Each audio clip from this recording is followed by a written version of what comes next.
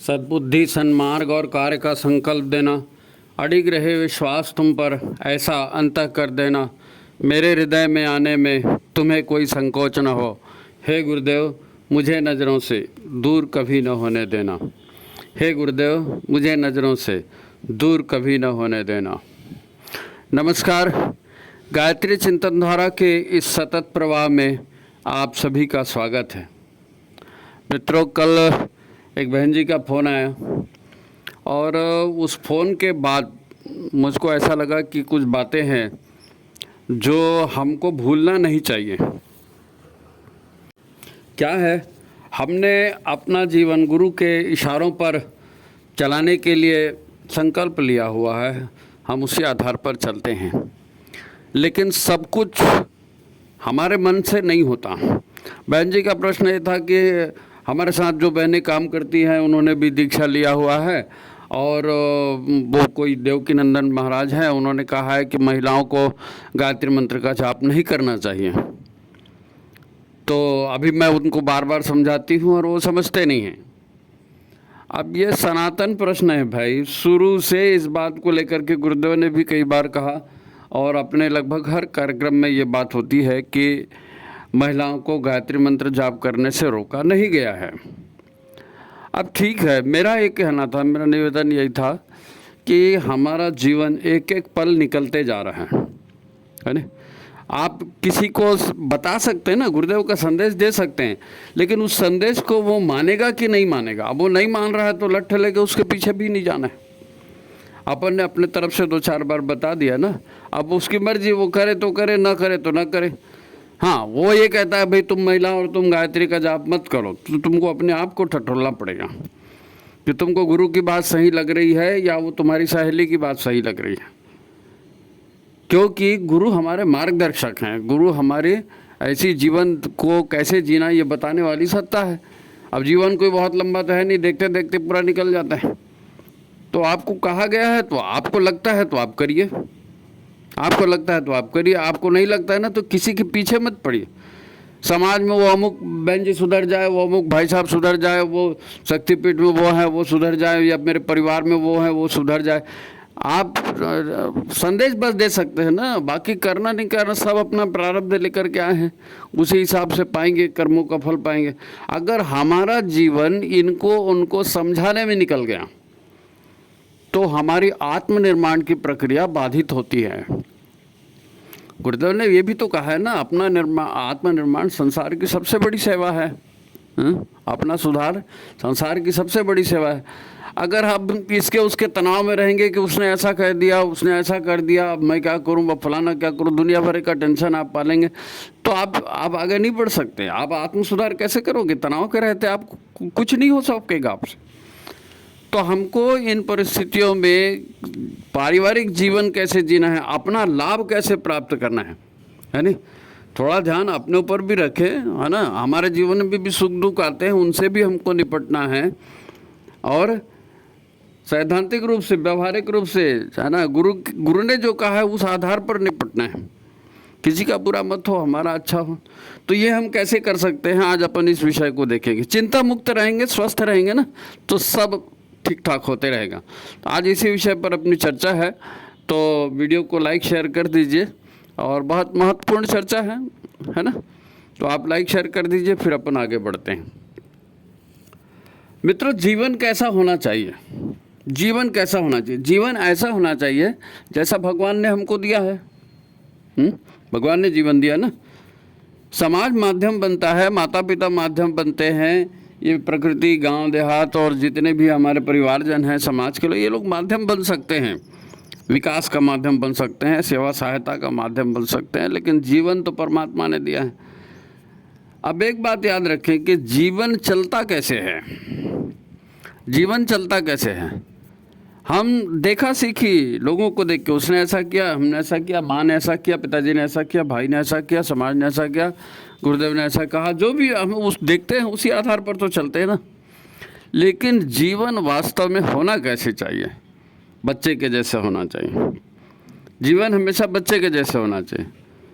बच्चा हर बात को जो है सीरियसली देखता है, गंभीरता से देखता है, सीखने की कोशिश करता है। हम भी सीखने की कोशिश करें और सीखने की कोशिश करके उसको व्यवहार में लाने की कोशिश करें, है ना। अब एक उदाहरण देखते हैं कि भाई बच्चा है और वो जीवन का एक ताज़ा उदाहरण है नहीं, और एक व्यक्ति जिसकी मृत्यु हो गई है वो दूसरा उदाहरण है। और जन्म और मृत्यु के बीच में जो है ये पूरा हमारा जीवन यात्रा का काल है। अब इस पर अपन गौर करें, इस पर अपन गौर करें।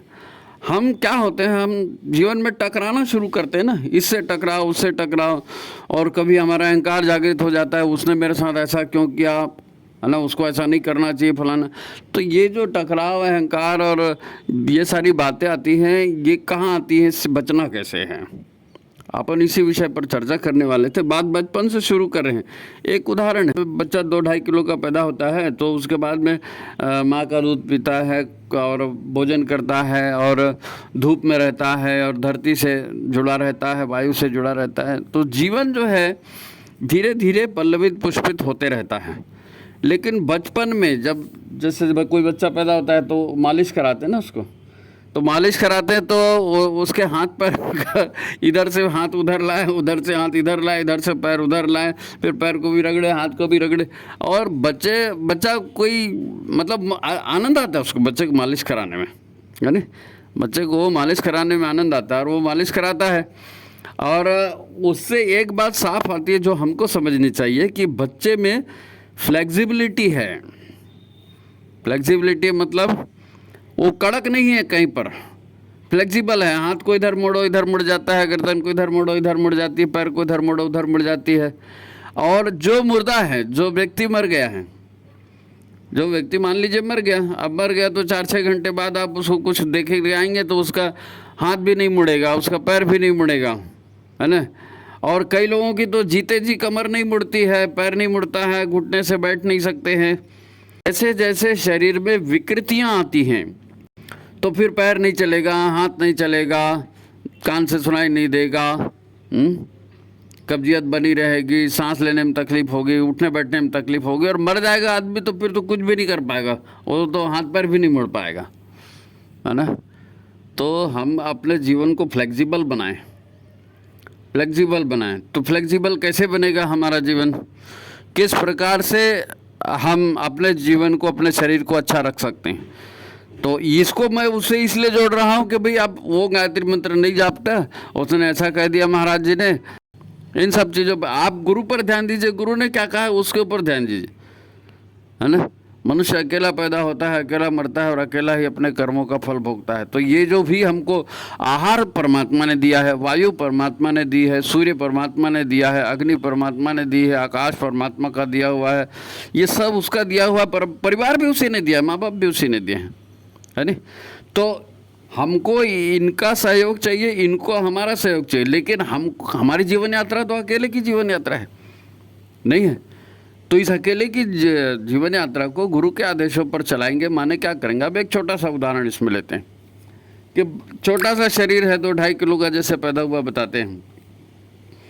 तो ये बड़ा जिन चीज़ों से हुआ है, ये बड़ा जिन चीज़ों से हुआ है, हम उनसे कट गए हैं, इसलिए हमारे भीतर विकृतियाँ आई हैं, इसलिए हमारे भीतर विकृति। हम क्या क्या सोचते रहते हैं, फिर जीवन में तनाव आता है। अब ये तनाव को दूर कैसे करेंगे, चाय पिएंगे, सो जाएंगे, कुछ नाश्ता करेंगे, समोसा कचौरी खाएंगे, क्या तनाव दूर कैसे होगा, नहा लेंगे। ये तनाव माने रोग, शोक और मृत्यु का आह्वान है, सारी नकारात्मकता विनाश की जड़ है ये तनाव।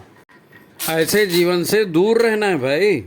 गुरुदेव ने पंचकोशी साधना में इस बात को बहुत अच्छे से समझाया है कि जिन 5 तत्वों से शरीर बना है उनके नज़दीक जाएं, उनके नज़दीक जाएं। फॉर एग्जांपल आपको बताता हूँ कि जब हम बहुत ज़्यादा सोचते विचारते हैं, इधर उधर का चिंतन दिमाग में आता है, तो हमारे भीतर की जो है ना बायो इलेक्ट्रिसिटी, जैव विद्युत, ये गड़बड़ा जाती है।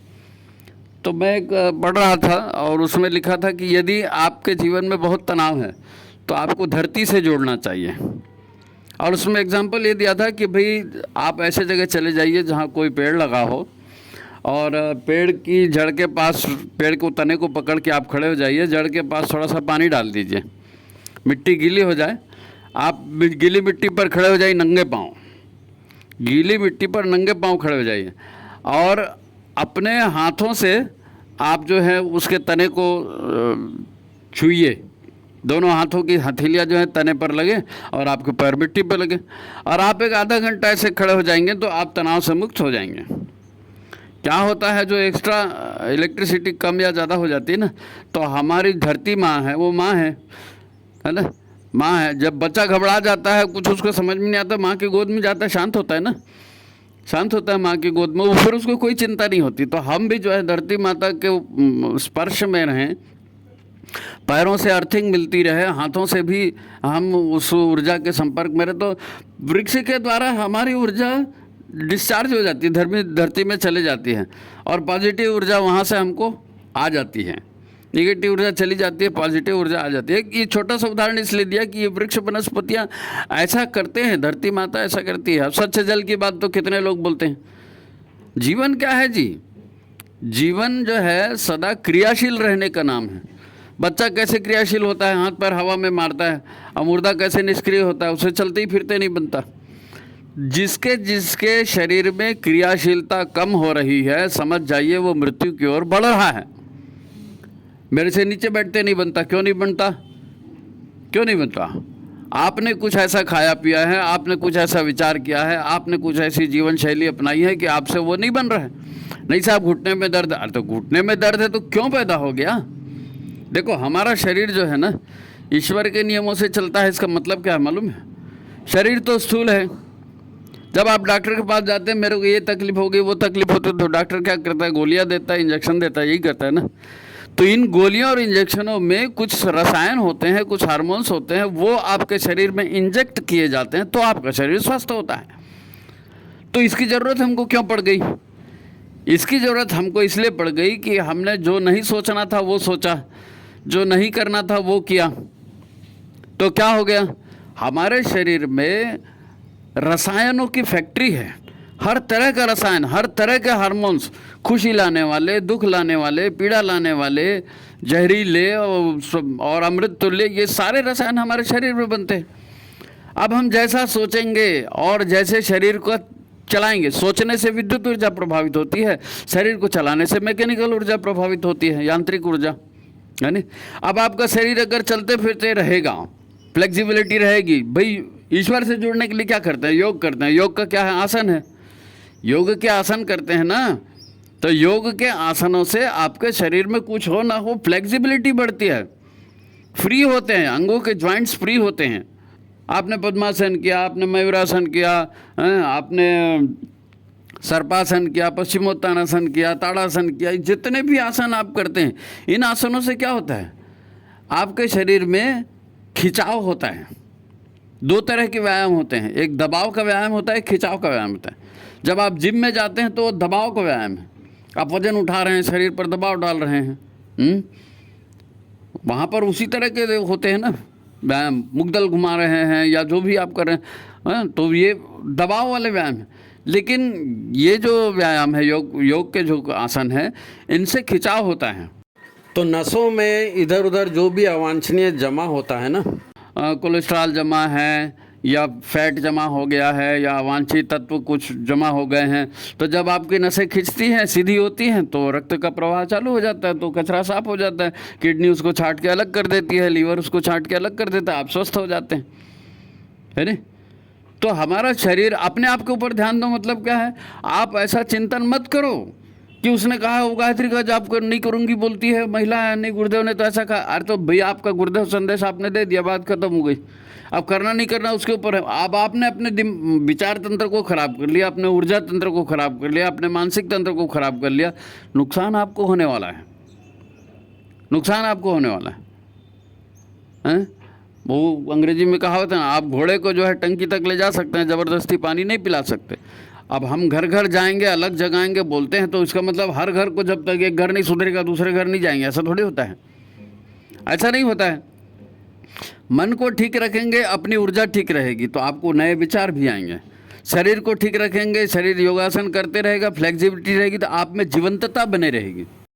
हम कुछ नहीं है जी, हम कुछ नहीं है, प्रकृति और चेतना का सारा खेल है। ठीक है।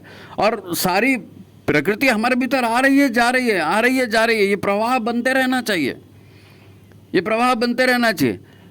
अब ऊर्जा माने विचार है, अब विचार को आपने अपने दिमाग में भर लिया, अब विचार निकल नहीं रहा है, विचार को भर लिया, विचार नहीं रहा, ये विचारों का कॉन्स्टिपेशन है, विचारों की कब्जियत। विचार निकल ही नहीं रहे हैं आपके दिमाग से। जैसे पेट की कब्जियत होती है वैसे विचारों की कब्जियत होती है।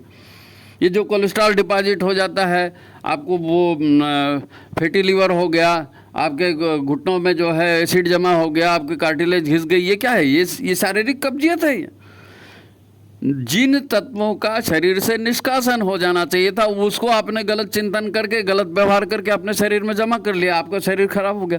अब आपका शरीर खराब हो गया, आप जाप करने कैसे बैठोगे? आपका शरीर खराब हो गया, आप उपवास कैसे करोगे? आपका शरीर खराब हो गया है, आप समय दान कैसे करोगे? अंशदान भी नहीं कर सकते। सारा पैसा जो कमाई करोगे वो डॉक्टर की झोली में डाल दोगे, आपके पास पैसा बचेगा कहाँ? पैसा बचेगा कहाँ? एक तो वैसे ही हम लोग शहर में रहते हैं, शहर में आपको मान लीजिए 10,000 रुपये लग रहा है महीने में, उसी चीज़ को आप किसी गांव देहात में जाइए, किसी गांव देहात में जाइए जो एकदम 10-20 घरों का गांव होगा, ऐसा छोटा, बाकी तो देहात भी कस्बे बन गए हैं, छोटा गांव जहाँ कुएं से पानी भरते हैं या नदी से पानी लाते हैं, ऐसे जगह पे जाइए, तो महीने में क्या 10,000 लगेगा आपको? 2,000 में आपको निकल जाएगा। क्योंकि यहाँ लोगों को दिखाने के लिए कपड़ा पहनना है, लोगों को दिखाने के लिए सोफे का कवर बदलना है, लोगों को दिखाने के लिए पर्दे का कपड़ा बदलना है, लोगों को दिखाने के लिए सारा चीज़ यहाँ लोगों को दिखाने के लिए होता है, अपने लिए क्या होता है? शहर में रहेंगे तो आपस में बात तक नहीं होती है, बच्चों से, पति से, पत्नी से कहाँ बात होती है? नहीं होती है। और गांव में रहेंगे तो ऐसे जगह में जहाँ शारीरिक श्रम करना है, मिट्टी से जुड़े रहना है, पानी से जुड़े रहना है।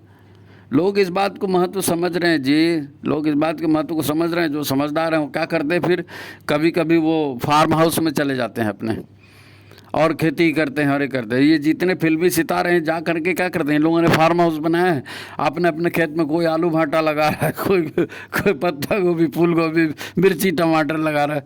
आपने देखा नहीं? जितने हीरो हीरोइन कितने तो फोटो डालते रहते हैं कि हमारे खेत में हमने ये उगाया। जीवन हमको मिला है, सीमित समय है, उस सीमित समय का उपयोग अपने आप के लिए करना है, क्योंकि अपना सुधार संसार की सबसे बड़ी सेवा है। आप बीमार रहेंगे तो कैसे करेंगे? आप तनाव में रहेंगे तो कैसे करेंगे? कैसे करेंगे? आपका जीवन कैसे चलेगा? भाई अपने आप को समय देना पड़ेगा, अपने आप को समय देना पड़ेगा, क्योंकि आप शहर में रह रहे हैं। अगर गांव में रहेंगे तो आपकी प्रवृत्ति ऑटोमेटिक, उसमें अपने आप को समय नहीं देना पड़ता, उसमें सारा काम खुद ही करते हैं ना। नंगे पाँव चलना है, खेत में काम करना है, वृक्ष के संपर्क में रहना है, पानी के संपर्क में रहना है, तो आपके भीतर में विष तो जमा ही नहीं होंगे, सारे निकल जाएंगे, सारे निकल जाएंगे। लोग सूर्योदय सूर्यास्त देखने के लिए जाते हैं ना सुबह सुबह, क्यों? मूड फ्रेश होता है। अरे तो मूड फ्रेश होता है तो क्यों वो मूड गंदा करने वाला घर वातावरण बना के रखे ना। सबको यही सिखाता है, हमारे मोहल्ले में ऐसा होता है, हमारे सोसाइटी में ऐसा होता है, वहाँ ऐसा होता है। तो ये जो सारी चीज़ें हैं, इन चीज़ों में बहुत सारी अवांछनीयताएं हम पाल लेते हैं। नहीं, लोगों के बीच में रहना है जी, क्या करें, करना पड़ेगा। नहीं, कुछ नहीं करना पड़ेगा, कुछ नहीं करना पड़ेगा। आप अपना निजी जीवन अपने ढंग से जिए ना। ठीक है, माता पिता है, पति है, बच्चे हैं, पड़ोसी हैं, उनके साथ जो आपका व्यवहारिक कुशलता का धर्म है उसको आप निभाइए, उसके लिए मना नहीं कर रहे, लेकिन वो सब कुछ नहीं है ना। जीवन आपको मिला है तो आपको अपने जीवन पर का भी तो ध्यान देना पड़ेगा, अपने जीवन पर भी ध्यान देना पड़ेगा। अब हम कहते हैं कि भाई बच्चे के जैसा जीवन होना चाहिए। अब एक एक विचार दिमाग में आ गया, बच्चा तो थोड़ी देर में भूल जाता है ना, उसको मार भी दो, उसको झिड़क भी दो तो थोड़ा दौड़ा, फिर मम्मी पापा भैया चाचा करके वो आ जाएगा आपके पास, है ना। लेकिन हमारे से तो ये नहीं होता, हम तो उस दिन उसने ये कहा था, उसने ये, अब वो आप जन्म भर नहीं भूलोगे उसको कि उसने ये कहा था। अरे सब जानते हैं जी कि शरीर ठीक रहना चाहिए, मन ठीक रहना चाहिए, तो हम सुख से रह सकेंगे, लेकिन जानने के बावजूद करना उनसे नहीं होता, क्योंकि हमारी सबसे बड़ी दिक्कत है कि हम लोगों को सुधारने के लिए जाते हैं। आपको लोगों को नहीं सुधारना है, आप कर्तव्य समझकर कर्म कर दीजिए, बात खत्म।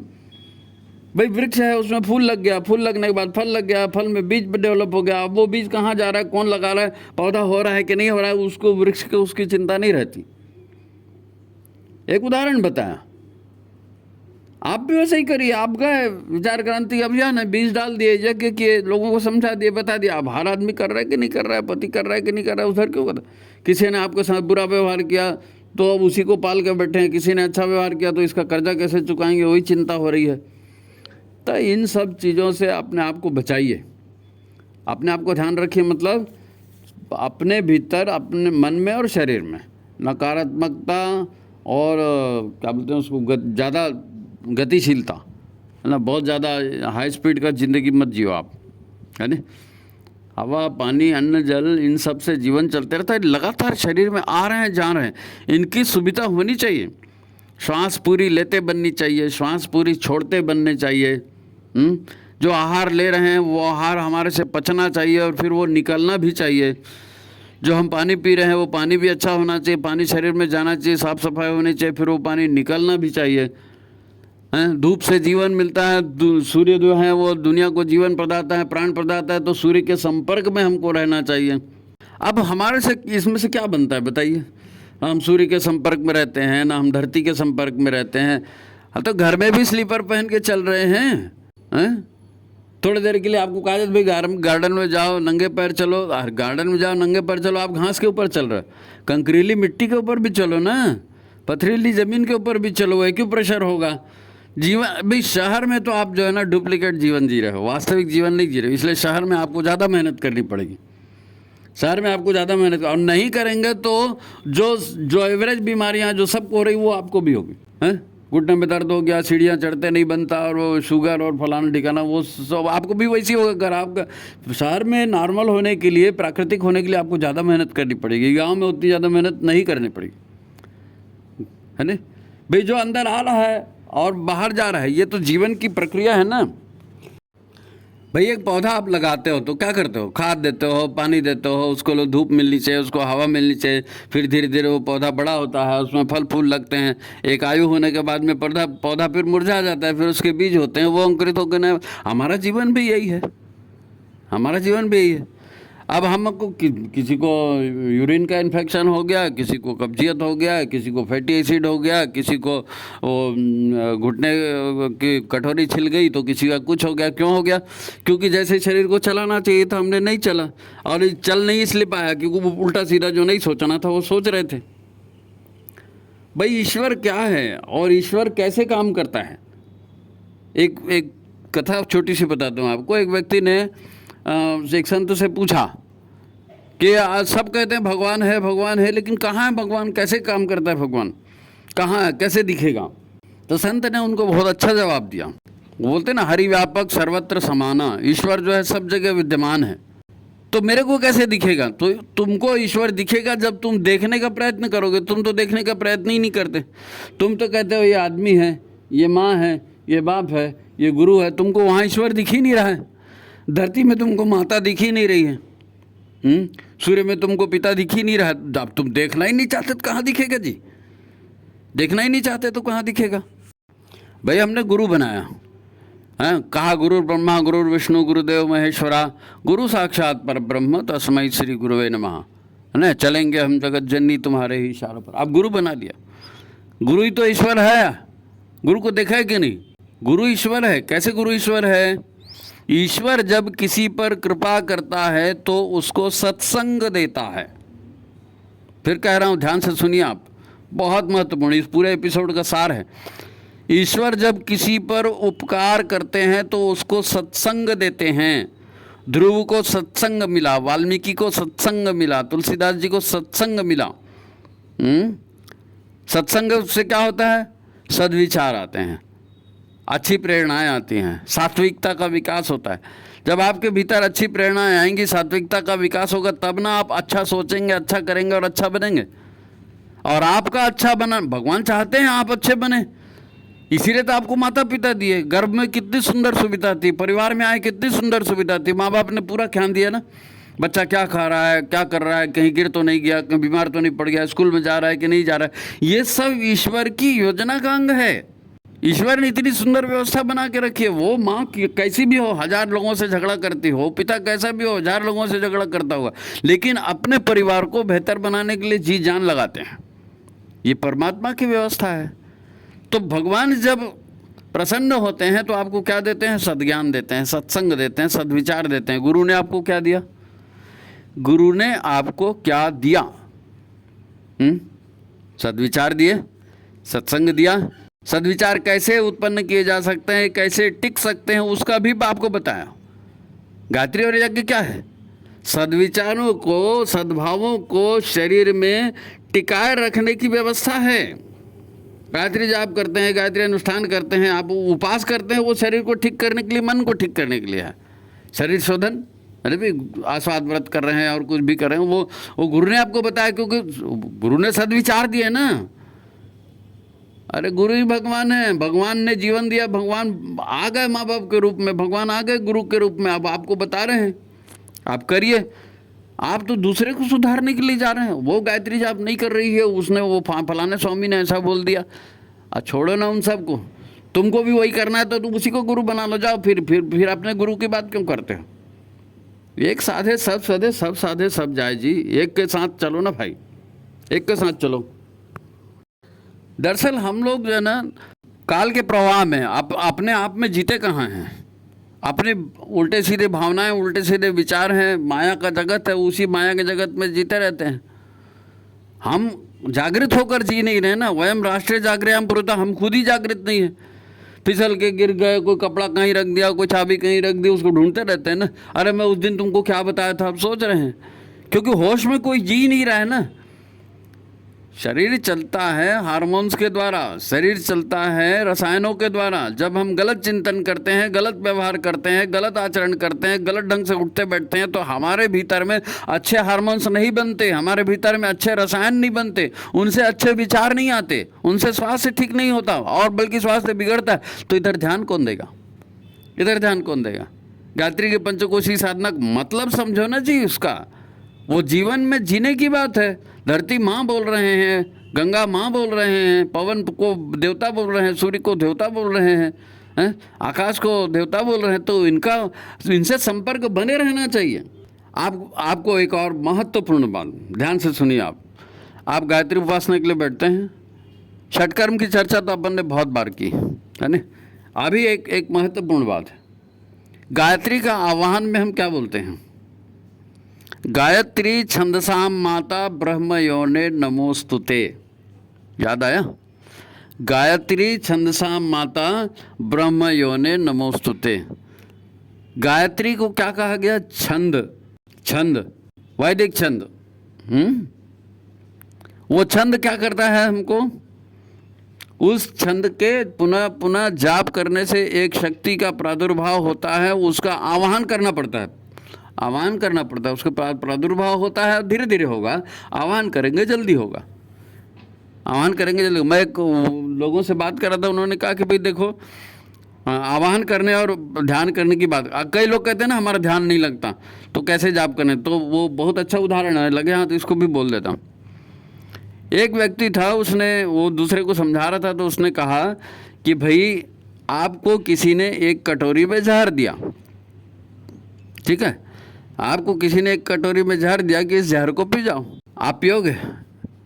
आप नहीं पियोगे। क्यों? आप जानते हो ये जहर है, इसको नहीं पीना है। क्यों नहीं पीना है? इसलिए नहीं पीना है कि ये जहर है और अगर इसको पी लिया तो हम मर जाएंगे, अगर इसको पी लिया तो हम मर जाएंगे, है नहीं। लेकिन मान लीजिए किसी ने अनजाने में, आप जान नहीं रहे, समझ भी नहीं रहे कि इसमें जहर है, और आपने अनजाने में वो जहर पी लिया, अनजाने में पी लिया, तो क्या आप नहीं मरेंगे? और जानबूझ के पियो तो भी मरोगे, अनजाने में पियोगे तो भी मरोगे, क्योंकि जहर जहर है, वो अपना असर करेगा, वो अपना असर करेगा। तो गायत्री भी गायत्री है, वो अपना असर करेगी। आपका ध्यान नहीं लगता तो भी आप गायत्री का जाप करिए, वो गायत्री असर करेगी। मैं क्या कह रहा हूँ? आपका ध्यान नहीं लगता तो भी आप गायत्री जाप करिए, वो गायत्री असर करेगी। अरे अब मन नहीं लगता, मन, अरे भाई नहीं लगता, उसके पीछे कारण है, ऐतिहासिक कारण है। आप वर्तमान में जियो ना, आज में जियो, वर्तमान में जियो और भविष्य की चिंता करो। तो जो गुरुदेव ने कहा गायत्री छंदसाम माता, आप वो गायत्री छंद का उच्चारण करेंगे बार बार, वो माता की तरह जो है आपको आगे ले जाएगी, गायत्री आगे ले जाएगी। गायत्री ही गुरु है और गुरु ही गायत्री है। आप समझ रहे हैं मेरी बात? गुरुदेव ने जो बताया वो यही बताया है। गुरुदेव माता जी का ध्यान करेंगे, गायत्री माता का ध्यान करेंगे, एक ही बात है।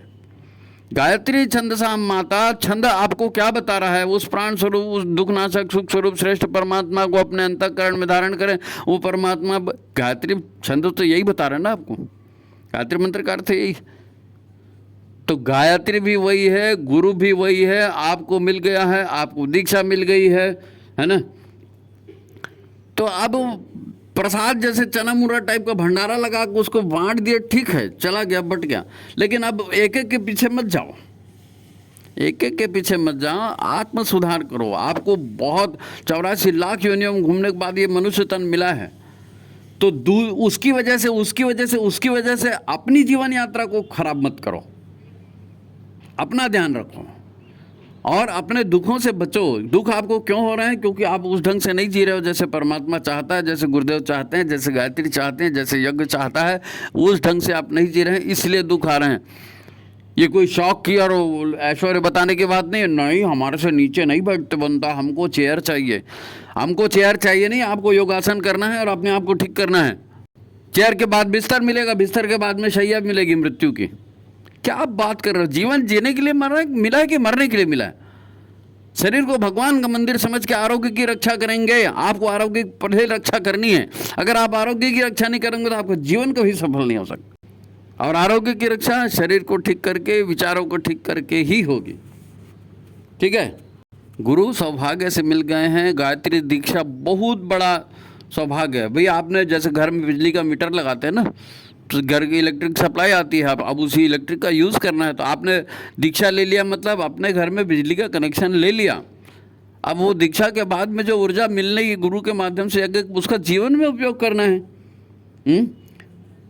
अपने आप के ऊपर ध्यान दीजिए। आपका ये 84 लाख योनियों में एक बार मनुष्य जीवन मिला है, उसको मिस मत करिए भाई। ब्रह्मांड को उत्पन्न करने वाली, ब्रह्मांड को चलाने वाली वो अद्भुत शक्ति महाकाल स्वयं आए हैं, अर्धनारीश्वर स्वयं आए हैं और आपको बता रहे हैं।